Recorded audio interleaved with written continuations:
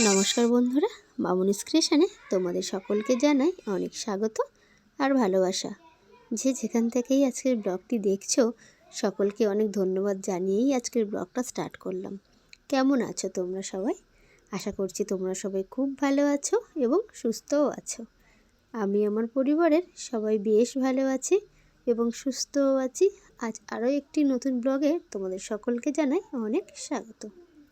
আজ না শুক্রবার, আর এখন ঘড়ির কাঁটাতে সকাল 7:15 মতনই বাজে। পিকুটা সবে ঘুম থেকে উঠলো, ওকে ব্রাশ করিয়ে জামা কাপড় পরিয়ে ঘরের মধ্যেই রেখে এসেছি। বলেছি, বাবু তুমি কোথাও বেরোবে না, আমাদের এখানে না এখন প্রচণ্ড ঠান্ডা পড়েছে, মানে প্রচণ্ড হারে ঠান্ডা, মানে কোথাও না পা দেওয়া যাচ্ছে না, সারাক্ষণ মানে ছ্যাঁক করছে ব্যাপারটা। ওকে ব্রাশ করিয়ে খাটের মধ্যেই রেখে এসেছি, আর ওর জন্য একটু জ্যাম দিয়ে রুটি সেকে ঘরের মধ্যেই দিয়ে এলাম, ও খাচ্ছে। আর আমাদের জন্য আজকে সকালেই বানাবো একটু রুটি তরকারি। এখন ছেলে স্কুলের ছুটি, তো ছুটি পড়ে গিয়েছে দুজনারই, ওই জন্য আর কি রান্না বান্না তো সকালে নেই, একটু দেরি করেই করি, ওই জন্য সকালে আর কি জলখাবার করার আর কি টাইমটা পাই। চলো তাহলে আটাটা মেখে কয়েকটা রুটি আমি বানিয়ে নিই, তারপর তোমাদের সাথে আবার কথা বলবো। চলো, দেখো এখানে আমরা আটা মেখে লেচি কেটে গোল করে রেখে দিয়েছি, শুধু কয়েকটা রুটি বেলার অপেক্ষা। তরকারি আমার হয়ে গিয়েছে, আলু আর বিনস ভাজা করেছি রুটি দিয়ে খাওয়ার জন্য। চলো তাড়াতাড়ি করে রুটি কটা বেলে নিয়ে সকালে জলখাবার খেয়ে নিয়ে তারপর আবার রান্না বান্না আছে। চলো, সকালে জলখাবার খেয়ে চলে এলাম একেবারে রান্নাটা বসাতে। ভেবেছিলাম সকালে রান্নাটা একটু দেরি করেই বসাবো, কিন্তু তোমাদের দাদা বলল যে উঠানে মাটি কুপিয়ে দিয়েছিল তোমাদের দাদা, জানো তো, বললো যে কয়েকদিনের মধ্যে বৃষ্টি হবে, গাছ কটা যদি আজকের না বসিয়ে নাও, পরে কিন্তু মাটি ভিজে গেলে আবার তোমাকে শুকাতে হবে, তারপর গাছ বসাতে হবে। দেখো ভেবেচিন্তে কোনটা করবে। তা ভেবে দেখলাম যে না, এত কষ্ট করে মাটিটাকে কুপিয়ে দিয়েছে, মানে তাহলে গাছ কটা বসিয়েই নি, নাহলে এই মাটি যদি বৃষ্টি পড়ে আবার সমান হয়ে যায়, আবার ওকে কুপিয়ে মাটি শুকিয়ে তারপর গাছ বসাতে আমার অনেকটাই দেরি হয়ে যাবে। ওই জন্য ভাবলাম যে না, রান্নাবান্নাটা করে নিয়ে নার্সারিতে যাব কিছু গাছ আনতে।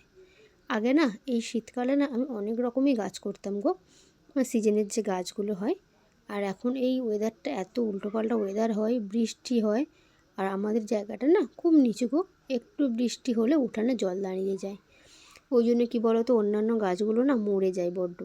ওই জন্য এবছর ভেবে আছি কিছুই না, কয়েকটা গাঁদা, একটু ডালিয়া, আর একটু ডায়ান্থাস, আর একটু হচ্ছে পিটুনিয়া করব ভেবে আছি।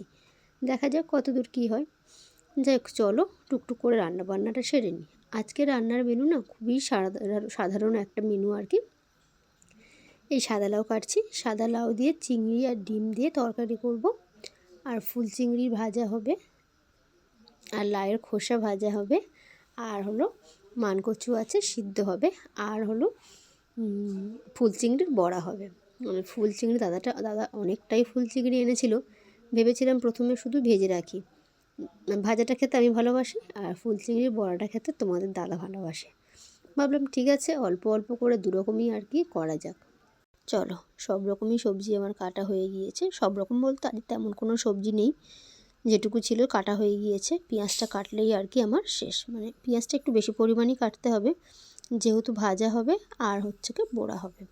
চলো পেঁয়াজটা কেটে নিয়ে রান্না বান্নাটা জানো তো, মানে বসিয়েও দিয়েছি জানো তো। দেখো এখানে এই লাউয়ের তরকারিটা আমি বসিয়ে দিয়েছি। জানো তো, এই লাউয়ের তরকারিটা না আগে আমার একদমই পছন্দ ছিল না, আমার ভালো লাগতো না, যেমন কেমন যেন জল জল খেতে লাগতো, মানে ঠিকঠাক পছন্দ ছিল না। কিন্তু বড় হওয়ার সাথে সাথে দেখলাম যে এই লাউয়ের তরকারিটা আমার বাবার ভীষণ প্রিয়। চিংড়ি মাছ ডিম দিয়ে লাউয়ের তরকারিটা বাপি মানে খুব ভালোবাসে আর কি খেতে। মানে যদি চিংড়ি মাছ ডিম নাও থাকে, শুধু ওই ডালের বড়ি যেটা হয় না, খেসারির ডালের বড়ি, ওই বড়িটা দিয়েও করে দিলে বাবা দেখি ভীষণ পছন্দ করে। যাই হোক, বাবার জন্য রান্নাটা করতে করতে কখন যে আমার প্রিয় খাবার হয়ে উঠেছে নিজেই বুঝতে পারিনি। যাই হোক, বাবা যখনই ভালোবাসতো, বাবা যখন আসতো বাড়িতে, চেষ্টা করতাম এই লাউয়ের তরকারিটা বাবাকে করে দিতে। সেই বাবার দিতে দিতে একদিন আমারও পছন্দ হয়ে গেল আর কি রান্নাটা। যাই হোক, লাউয়ের তরকারিটা লাউ আলু সবই সিদ্ধ হয়ে গিয়েছে, দিলে তারপরে চিংড়ি আর ডিমটা ভেজে রেখেছিলাম সেটাই আর কি দিয়ে দিলাম। প্রথমে কালো জিরে শুকনো লঙ্কা তেজপাতা ফোড়ন দিয়ে আলুটাকে ভেজে নিয়েছিলাম, নিয়ে তার মধ্যেই লাউটা আর কি তুলে দিয়েছিলাম, দিয়ে একটু লঙ্কা অল্প একটু হলুদ দিয়ে ঢাকা চাপা দিয়েছিলাম, তাতেই আর কি হয়ে গিয়েছে। আর এখানে দেখো লাউটা যে কেটেছিলাম, ভাবলাম যে খোলাগুলো ফেলে দেবো, আগে তো ভাজা খেতাম, আর অনেক দিন পর আর কি লাউয়ের তরকারিটা করলাম, ভাবলাম এটাকেও কেন ছাড়ি বলো, এটাকেও ভেজে নিই। যাই হোক চলো, উনানে আর গ্যাসে দুটোতে মিলেই আমার রান্নাটা আর কি অনেকটাই তাড়াতাড়ি হয়ে গেল। রান্না বান্না হয়ে গিয়েছে, কিছু বাসন পড়েছিল রান্নার, সেগুলোকেও মেজে নিয়েছি, নিয়ে আর কি ওভেনটাকে একটু পরিষ্কার করে রাখছি। কি বলো তো, রান্না হয়ে গেলে না সব কিছু পরিষ্কার করে পরিপাটি করে গুছিয়ে রাখলে না চোখটাকে চোখে দেখেও না চোখের শান্তি লাগে, এরকম একটা ভাব।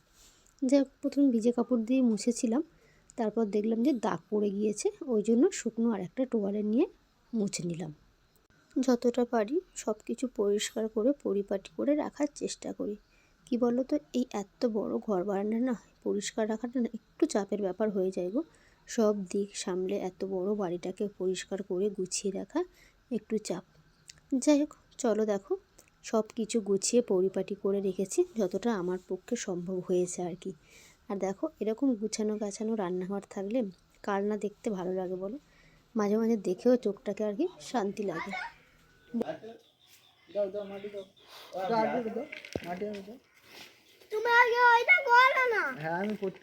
তুমি তো বড় বাগানি বাবা।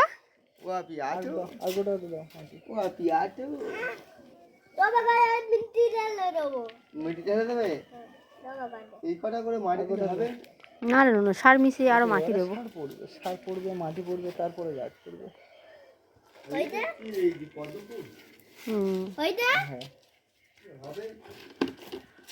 কি হবে?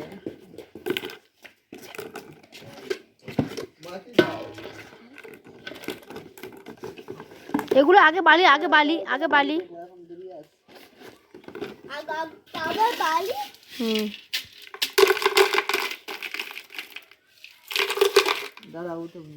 ভেবেছিলাম নার্সারিতে আমিই যাব, কিন্তু কি বলো তো সব কিছু কাজ করে সামনে উঠে দেখলাম যে অনেকটাই বেলা হয়ে যাবে। দাদাকে ওই জন্য বলেছিলাম যাও তুমিই চলে যাও, নার্সারি থেকে ফুলগুলো গাছগুলো আর কি তুমি নিয়ে আসো, আর তারপরে বসানোর কাজটা না হয় আমরা সবাই মিলেই করবো।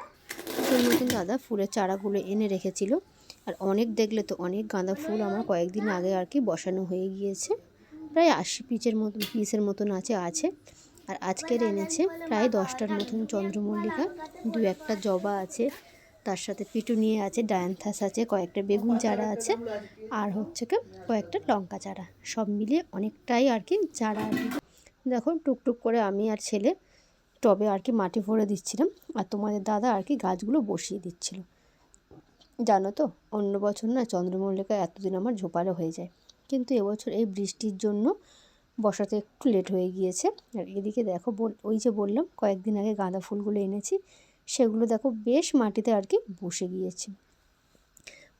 2-1টা পাতাও ছেড়েছে। জানো তো এনেছিলাম না একদম এইটুকু করে, যখন গাছের 2-3টে করে আর কি পাতা ছেড়েছিল সেইরকম অবস্থাতে আর কি এনেছিলাম।